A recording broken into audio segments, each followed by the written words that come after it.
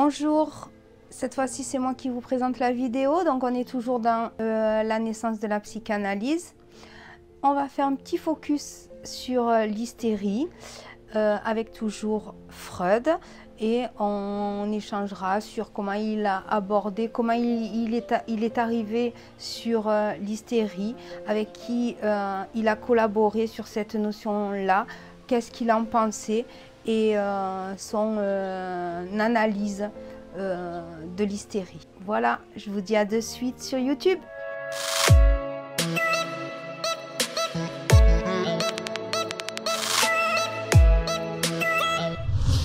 Alors, sur l'hystérie, donc on était, plutôt Freud était à la Salpêtrière, on était en 1885, où il suivait les travaux de Charcot et également il s'était intéressé aux travaux de Bernheim et de l'école de Nancy avec la suggestion. Et là, on est en 1886, où il retourne à Vienne. Dans un premier temps, pour un objectif personnel, puisqu'il va épouser sa femme. Et en parallèle, il va ouvrir son cabinet où il va pratiquer l'électrothérapie et l'hypnose. En fait, c'est surtout l'hypnose qui retient son attention. Il a vu Charcot utiliser cette pratique à Paris. L'utilisation de la suggestion sous hypnose à des fins thérapeutiques de l'école de Nancy.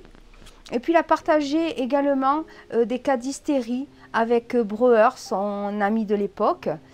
Et tout ça va orienter ses recherches. Il est très intéressé par l'hypnose et il va convaincre Breuer de rédiger un ouvrage en 1895 donc, sur l'hystérie. Cet ouvrage va évoquer le cas d'Anna O, c'est la patiente de Breuer. Anna O, c'est une jeune fille, c'est une personne qui est séduisante, intelligente, volontaire, qui est imaginative. Elle, par contre, elle mène une vie austère dans sa famille, et elle s'évade régulièrement dans ses rêveries. Ces troubles, en fait, vont commencer quand son père va tomber malade, une grave maladie, et elle est très attachée à son père, et du coup, elle va le veiller toutes les nuits. Elle va présenter des troubles au cours de ces 2 années de traitement, divers symptômes, qui sont des symptômes somatiques. Elle va tousser, elle va perdre la vue, elle va être paralysée d'un bras, elle va plus pouvoir boire. Tout un tas de symptômes somatiques sur lesquels Breuer interviendra avec succès. Donc du coup, comment intervient Breuer pour soigner Anna par l'hypnose? Et en fait, il se rend compte que dès que la première apparition est verbalisée, ben, les symptômes disparaissent. Et ça, c'est une notion que va inventer Breuer et qui va s'appeler la catharsis. En fait, c'est le fait de conscientiser la première apparition qui permet d'évacuer le symptôme. Donc là, nous arrivons proche de la fin du traitement et finalement, Breuer va arrêter le traitement avec cette patiente-là. En fait, il va être effrayé. La patiente développe un symptôme de douleur abdominale et en fait, elle simule une grossesse. Et du coup, ça lui fait peur et il met un terme au traitement de cette patiente-là. Freud et Breuer vont se disputer, ça arrive même chez les psychanalystes. Après la publication donc, du livre sur l'hystérie. Sur le mode d'élaboration, il y a un différent entre eux. Breuer, lui, il cherche des lois générales pour rendre compte du matériel clinique. Et Freud, lui, il s'en contente pas. Lui, il veut des modèles. Il choisit de ne pas utiliser le mot théorie, mais choisit celui de métapsychologie. Breuer, pour l'hystérie, chez l'hystérique, il va parler d'état hypnoïde. Freud, lui, il parle de défense, de psychonévrose de défense, où le refoulement a une place centrale.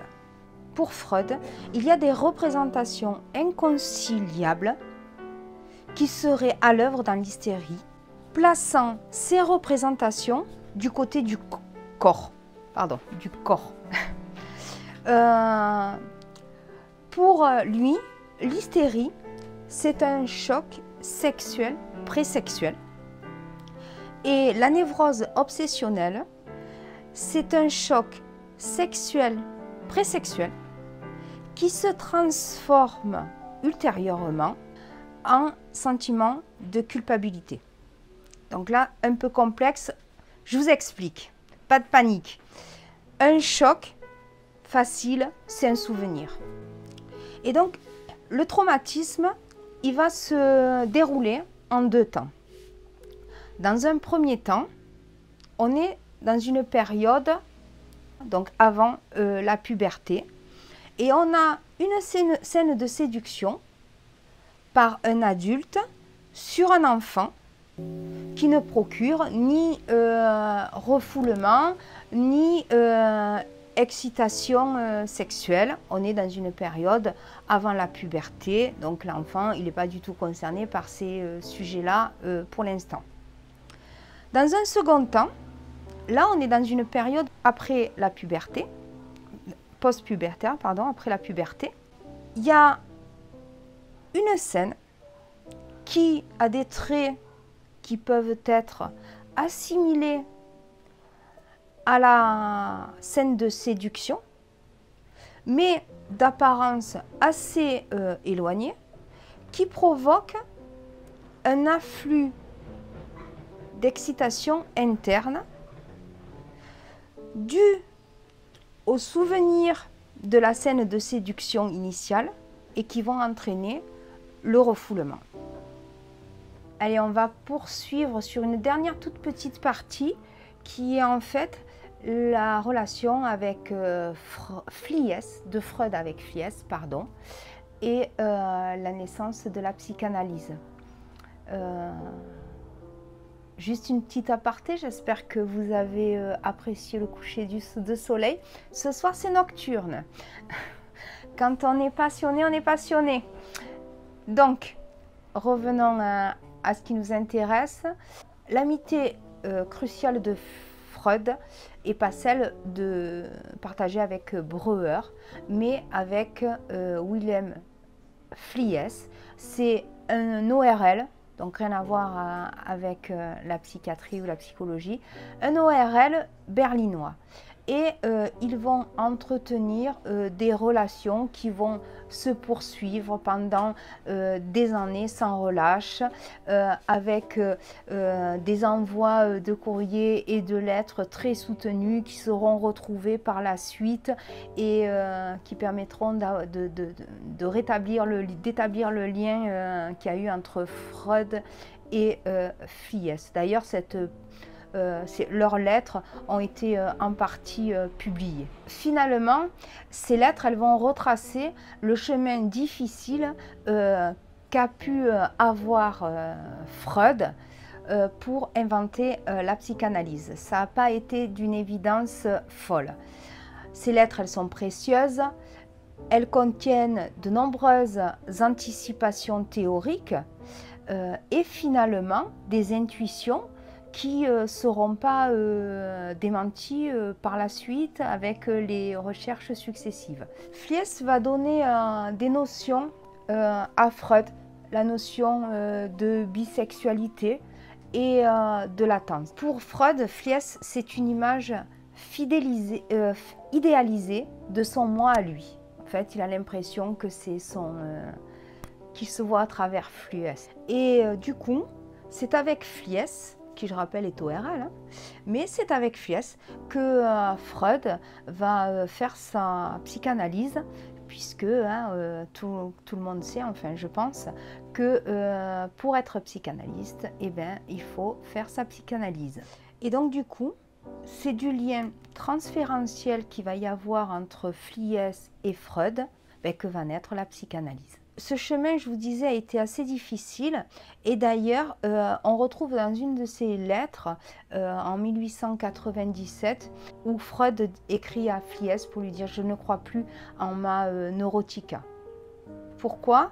Il avance 4 motifs. La déception répétée de trouver la fin de la cure, le fait d'accuser systématiquement le père de perversion, que dans la psychose, le symptôme ne jaillisse pas et l'impossibilité de distinguer la vérité de la fiction.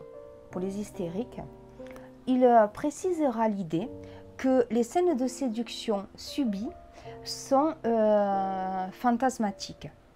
En fait, le fantasme est né d'une succession, une combinaison de choses vécues et entendues, mais qui ne sont utilisées qu'après coup, parce que au moment, elles ne sont ni perçues ni entendues. Je terminerai en 1896. Son père décède, donc juste avant qu'il ait eu le temps de faire son complexe d'Oedipe. Et ça va quand même intriquer son œuvre. Bien, voilà, c'était ma première vidéo. J'espère que ça vous a plu. Et n'oubliez pas le petit j'aime si ça vous a plu. Ça me fera plaisir, c'est ma première. Ça me permettra de savoir si je dois revenir ou pas.